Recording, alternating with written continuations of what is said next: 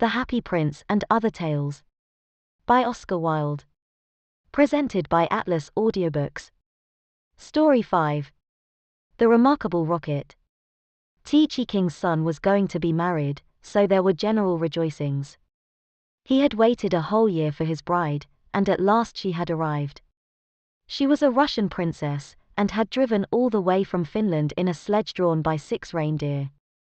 The sledge was shaped like a great golden swan, and between the swan's wings lay the little princess herself. Her long ermine cloak reached right down to her feet, on her head was a tiny cap of silver tissue, and she was as pale as the snow palace in which she had always lived. So pale was she that as she drove through the streets all the people wondered. "She is like a white rose," they cried, and they threw down flowers on her from the balconies. At the gate of the castle the prince was waiting to receive her. He had dreamy violet eyes, and his hair was like fine gold. When he saw her he sank upon one knee, and kissed her hand. "Your picture was beautiful," he murmured, "but you are more beautiful than your picture," and the little princess blushed. "She was like a white rose before," said a young page to his neighbor, "but she is like a red rose now," and the whole court was delighted. For the next 3 days everybody went about saying, "White rose, red rose, red rose, white rose," and the king gave orders that the page's salary was to be doubled. As he received no salary at all, this was not of much use to him, but it was considered a great honor, and was duly published in the court gazette. When the 3 days were over the marriage was celebrated. It was a magnificent ceremony, and the bride and bridegroom walked hand in hand under a canopy of purple velvet embroidered with little pearls. Then there was a state banquet, which lasted for 5 hours. The prince and princess sat at the top of the great hall, and drank out of a cup of clear crystal. Only true lovers could drink out of this cup, for if false lips touched it, it grew grey and dull and cloudy. "It's quite clear that they love each other," said the little page, "as clear as crystal," and the king doubled his salary a second time. "What an honor!" cried all the courtiers. After the banquet there was to be a ball. The bride and bridegroom were to dance the rose dance together, and the king had promised to play the flute. He played very badly, but no one had ever dared to tell him so, because he was the king. Indeed, he knew only 2 airs, and was never quite certain which one he was playing, but it made no matter, for, whatever he did, everybody cried out, "Charming! Charming!" The last item on the program was a grand display of fireworks, to be let off exactly at midnight. The little princess had never seen a firework in her life, so the king had given orders that the royal pyrotechnist should be in attendance on the day of her marriage. "What are fireworks like?" she had asked the prince, one morning, as she was walking on the terrace. "They are like the aurora borealis," said the king, who always answered questions that were addressed to other people, only much more natural. "I prefer them to stars myself, as you always know when they are going to appear, and they are as delightful as my own flute playing. You must certainly see them." So at the end of the king's garden a great stand had been set up, and as soon as the royal pyrotechnist had put everything in its proper place, the fireworks began to talk to each other. "The world is certainly very beautiful," cried a little squib. "Just look at those yellow tulips. Why, if they were real crackers they could not be lovelier. I am very glad I have travel. Travel improves the mind wonderfully, and does away with all one's prejudices." "The king's garden is not the world, you foolish squib," said a big Roman candle. "The world is an enormous place, and it would take you 3 days to see it thoroughly." "Any place you love is the world to you," exclaimed a pensive Catherine Wheel, who had been attached to an old deal box in early life, and prided herself on her broken heart. "But love is not fashionable any more, the poets have killed it. They wrote so much about it that nobody believed them, and I am not surprised. True love suffers, and is silent. I remember myself once, but it is no matter now. Romance is a thing of the past." "Nonsense," said the Roman candle, "romance never dies. It is like the moon, and lives forever. The bride and bridegroom, for instance, love each other very dearly. I heard all about them this morning from a brown paper cartridge, who happened to be staying in the same drawer as myself, and knew the latest court news. But the Catherine Wilde shook her head. Romance is dead, romance is dead, romance is dead, she murmured. She was one of those people who think that, if you say the same thing over and over a great many times, it becomes true in the end. Suddenly, a sharp, dry cough was heard, and they all looked round. It came from a tall, supercilious-looking rocket, who was tied to the end of a long stick. He always coughed before he made any observation, so as to attract attention. Ahem. Ahem, he said, and everybody listened except the poor Catherine Wilde, who was still shaking her head, and murmuring, "Romance is dead." "Order! Order!" cried out a cracker. He was something of a politician, and had always taken a prominent part in the local elections, so he knew the proper parliamentary expressions to use. "Quite dead," whispered the Catherine Wilde, and she went off to sleep. As soon as there was perfect silence, the rocket coughed a third time and began. He spoke with a very slow, distinct voice, as if he was dictating his memoirs, and always looked over the shoulder of the person to whom he was talking. In fact, he had a most distinguished manner. "How fortunate it is for the king's son," he remarked, "that he is to be married on the very day on which I am to be let off. Really, if it had been arranged beforehand, it could not have turned out better for him, but princes are always lucky." "Dear me," said the little squib, "I thought it was quite the other way, and that we were to be let off in the prince's honor." "It may be so with you," he answered, "indeed, I have no doubt that it is, but with me it is different. I am a very remarkable rocket, and come of remarkable parents. My mother was the most celebrated Catherine Wilde of her day, and was renowned for her graceful dancing. When she made her great public appearance she spun round 19 times before she went out, and each time that she did so she threw into the air 7 pink stars. She was 3.5 feet in diameter, and made of the very best gunpowder. My father was a rocket like myself, and of French extraction. He flew so high that the people were afraid that he would never come down again.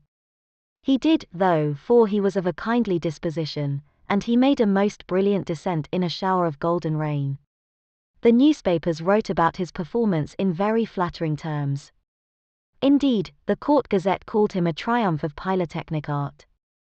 "Pyrotechnic, pyrotechnic, you mean," said a Bengal light.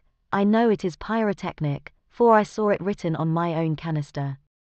"Well, I said pyrotechnic," answered the rocket, in a severe tone of voice, and the Bengal light felt so crushed that he began at once to bully the little squibs, in order to show that he was still a person of some importance. "I was saying," continued the rocket, "I was saying, what was I saying?" "You were talking about yourself," replied the Roman candle. "Of course, I knew I was discussing some interesting subject when I was so rudely interrupted. I hate rudeness and bad manners of every kind, for I am extremely sensitive. No one in the whole world is so sensitive as I am quite sure of that." "What is a sensitive person?" said the cracker to the Roman candle. "A person who, because he has corns himself, always treads on other people's toes," answered the Roman candle in a low whisper, and the cracker nearly exploded with laughter. "Pray, what are you laughing at?" inquired the rocket. "I am not laughing."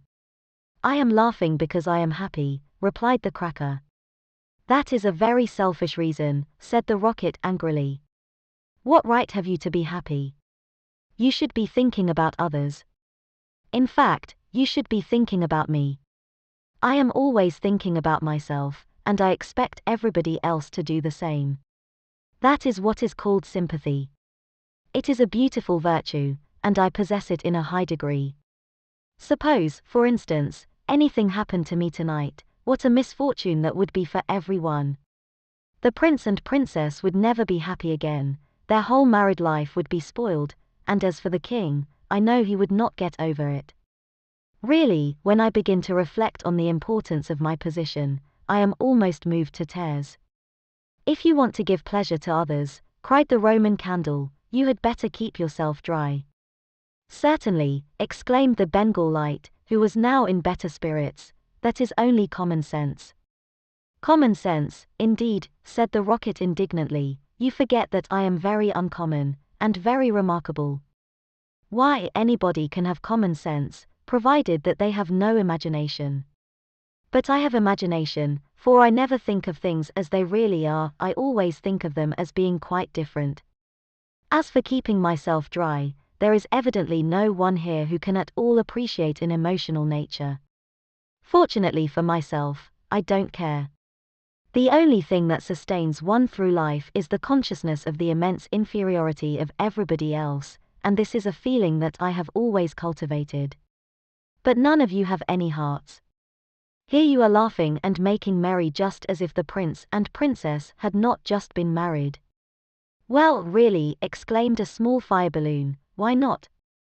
It is a most joyful occasion, and when I soar up into the air I intend to tell the stars all about it. You will see them twinkle when I talk to them about the pretty bride. Ah! What a trivial view of life, said the rocket, but it is only what I expected. There is nothing in you, you are hollow and empty. Why, perhaps the prince and princess may go to live in a country where there is a deep river, and perhaps they may have one only son, a little fair-haired boy with violet eyes like the prince himself, and perhaps someday he may go out to walk with his nurse, and perhaps the nurse may go to sleep under a great elder tree, and perhaps the little boy may fall into the deep river and be drowned. What a terrible misfortune! Poor people, to lose their only son. It is really too dreadful. I shall never get over it. But they have not lost their only son, said the Roman candle. No misfortune has happened to them at all. I never said that they had, replied the rocket, I said that they might. If they had lost their only son there would be no use in saying anything more about the matter. I hate people who cry over spilt milk. But when I think that they might lose their only son, I certainly am very much affected. You certainly are, cried the Bengal light. In fact, you are the most affected person I ever met.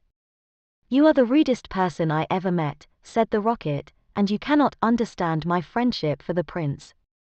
Why, you don't even know him, growled the Roman candle. I never said I knew him, answered the rocket. I dare say that if I knew him I should not be his friend at all. It is a very dangerous thing to know one's friends. You had really better keep yourself dry, said the fire balloon. That is the important thing. Very important for you, I have no doubt, answered the rocket, but I shall weep if I choose, and he actually burst into real tears, which flowed down his stick like raindrops, and nearly drowned two little beetles, who were just thinking of setting up house together, and were looking for a nice dry spot to live in. He must have a truly romantic nature, said the Catherine Wheel, for he weeps when there is nothing at all to weep about, and she heaved a deep sigh, and thought about the deal box. But the Roman candle and the Bengal light were quite indignant, and kept saying, humbug.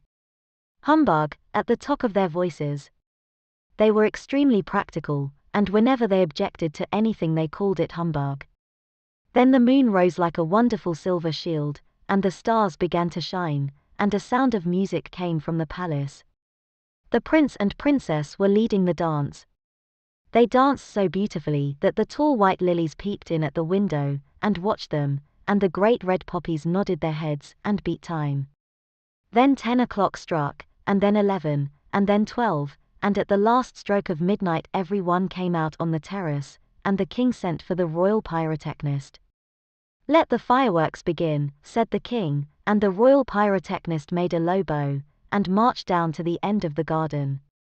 He had 6 attendants with him, each of whom carried a lighted torch at the end of a long pole. It was certainly a magnificent display. Whiz! Whiz! Went the Catherine wheel, as she spun round and round. Boom! Boom! Went the Roman candle. Then the squibs danced all over the place, and the Bengal lights made everything look scarlet. Goodbye, cried the fire balloon, as he soared away, dropping tiny blue sparks. Bang! Bang! Answered the crackers, who were enjoying themselves immensely. Every one was a great success except the remarkable rocket. He was so damp with crying that he could not go off at all. The best thing in him was the gunpowder, and that was so wet with tears that it was of no use.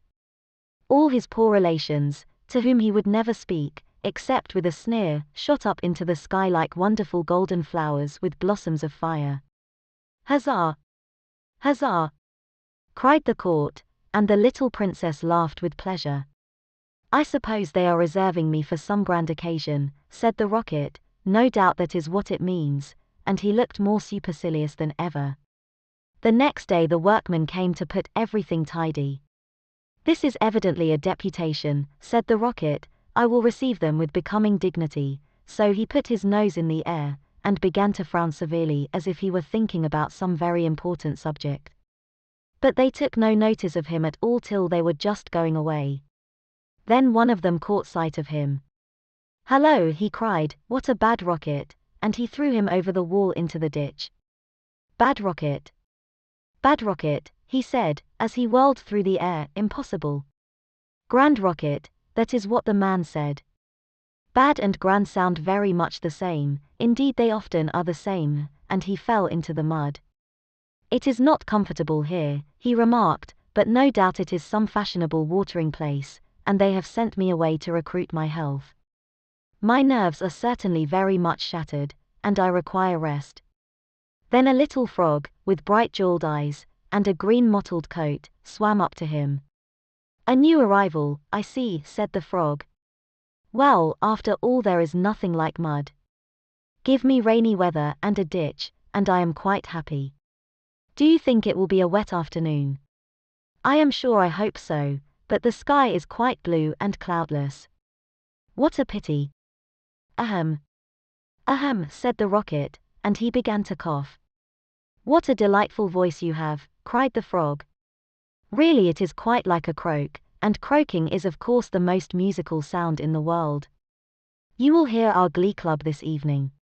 We sit in the old duck pond close by the farmer's house, and as soon as the moon rises we begin.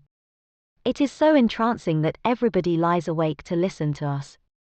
In fact, it was only yesterday that I heard the farmer's wife say to her mother that she could not get a wink of sleep at night on account of us. It is most gratifying to find oneself so popular." "Ahem. Ahem," said the rocket angrily. He was very much annoyed that he could not get a word in. "A delightful voice, certainly," continued the frog. "I hope you will come over to the duck pond. I am off to look for my daughters. I have 6 beautiful daughters, and I am so afraid the pike may meet them. He is a perfect monster, and would have no hesitation in breakfasting off them. Well, goodbye. I have enjoyed our conversation very much, I assure you." "Conversation, indeed," said the rocket. "You have talked the whole time yourself. That is not conversation." "Somebody must listen," answered the frog, "and I like to do all the talking myself. It saves time, and prevents arguments." "But I like arguments," said the rocket. "I hope not," said the frog complacently. "Arguments are extremely vulgar, for everybody in good society holds exactly the same opinions. Goodbye a second time. I see my daughters in the distance," and the little frog swam away. "You are a very irritating person," said the rocket, "and very ill-bred. I hate people who talk about themselves, as you do, when one wants to talk about oneself, as I do. It is what I call selfishness, and selfishness is a most detestable thing, especially to any one of my temperament, for I am well known for my sympathetic nature. In fact, you should take example by me. You could not possibly have a better model. Now that you have the chance you had better avail yourself of it, for I am going back to court almost immediately. I am a great favorite at court. In fact, the prince and princess were married yesterday in my honor. Of course you know nothing of these matters, for you are a provincial." "There is no good talking to him," said a dragonfly, who was sitting on the top of a large brown bulrush. "No good at all, for he has gone away." "Well, that is his loss, not mine," answered the rocket. "I am not going to stop talking to him merely because he pays no attention. I like hearing myself talk. It is one of my greatest pleasures. I often have long conversations all by myself, and I am so clever that sometimes I don't understand a single word of what I am saying." "Then you should certainly lecture on philosophy," said the dragonfly, and he spread a pair of lovely gauze wings and soared away into the sky. "How very silly of him not to stay here," said the rocket. "I am sure that he has not often got such a chance of improving his mind. However, I don't care a bit. Genius like mine is sure to be appreciated someday," and he sank down a little deeper into the mud. After some time a large white duck swam up to him. She had yellow legs and webbed feet, and was considered a great beauty on account of her waddle. "Quack, quack, quack," she said. "What a curious shape you are. May I ask, were you born like that, or is it the result of an accident?" "It is quite evident that you have always lived in the country," answered the rocket, "otherwise you would know who I am. However, I excuse your ignorance. It would be unfair to expect other people to be as remarkable as oneself. You will no doubt be surprised to hear that I can fly up into the sky, and come down in a shower of golden rain." "I don't think much of that," said the duck, "as I cannot see what use it is to anyone. Now, if you could plow the fields like the ox, or draw a cart like the horse, or look after the sheep like the collar dog, that would be something." "My good creature," cried the rocket in a very haughty tone of voice, "I see that you belong to the lower orders. A person of my position is never useful. We have certain accomplishments, and that is more than sufficient. I have no sympathy myself with industry of any kind, least of all with such industries as you seem to recommend. Indeed, I have always been of opinion that hard work is simply the refuge of people who have nothing whatever to do." "Well, well," said the duck, who was of a very peaceable disposition, and never quarreled with any one, "everybody has different tastes. I hope, at any rate, that you are going to take up your residence here." "Oh, dear no," cried the rocket. "I am merely a visitor, a distinguished visitor. The fact is that I find this place rather tedious. There is neither society here, nor solitude. In fact, it is essentially suburban. I shall probably go back to court, for I know that I am destined to make a sensation in the world." "I had thoughts of entering public life once myself," remarked the duck. "There are so many things that need reforming. Indeed, I took the chair at a meeting some time ago, and we passed resolutions condemning everything that we did not like. However, they did not seem to have much effect. Now I go in for domesticity, and look after my family. I am made for public life," said the rocket, "and so are all my relations, even the humblest of them. Whenever we appear we excite great attention. I have not actually appeared myself, but when I do so it will be a magnificent sight. As for domesticity, it ages one rapidly, and distracts one's mind from higher things." "Ah, the higher things of life, how fine they are," said the duck, "and that reminds me how hungry I feel," and she swam away down the stream, saying quack, quack, quack. Come back," screamed the rocket, "I have a great deal to say to you," but the duck paid no attention to him. "I am glad that she has gone," he said to himself, "she has a decidedly middle-class mind," and he sank a little deeper still into the mud, and began to think about the loneliness of genius, when suddenly two little boys in white smocks came running down the bank, with a kettle, and some faggots. "This must be the deputation," said the rocket, and he tried to look very dignified. "Hello," cried one of the boys, "look at this old stick.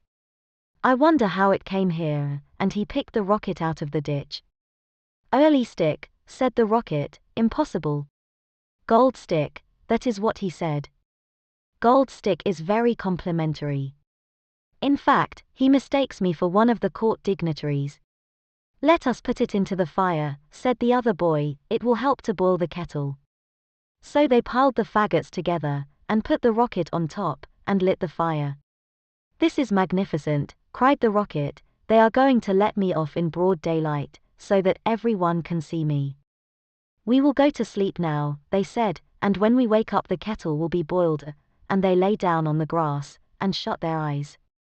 The rocket was very damp, so he took a long time to burn. At last, however, the fire caught him. Now I am going off, he cried, and he made himself very stiff and straight.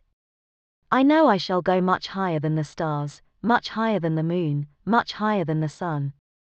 In fact, I shall go so high that fizz, fizz, fizz, and he went straight up into the air. Delightful, he cried, I shall go on like this forever. What a success I am. But nobody saw him. Then he began to feel a curious tingling sensation all over him. Now I am going to explode, he cried. I shall set the whole world on fire, and make such a noise that nobody will talk about anything else for a whole year. And he certainly did explode. Bang! Bang! Bang! Went the gunpowder. There was no doubt about it. But nobody heard him, not even the two little boys, for they were sound asleep. Then all that was left of him was the stick, and this fell down on the back of a goose who was taking a walk by the side of the ditch.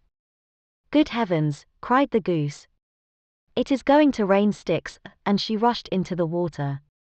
I knew I should create a great sensation, gasped the rocket, and he went out.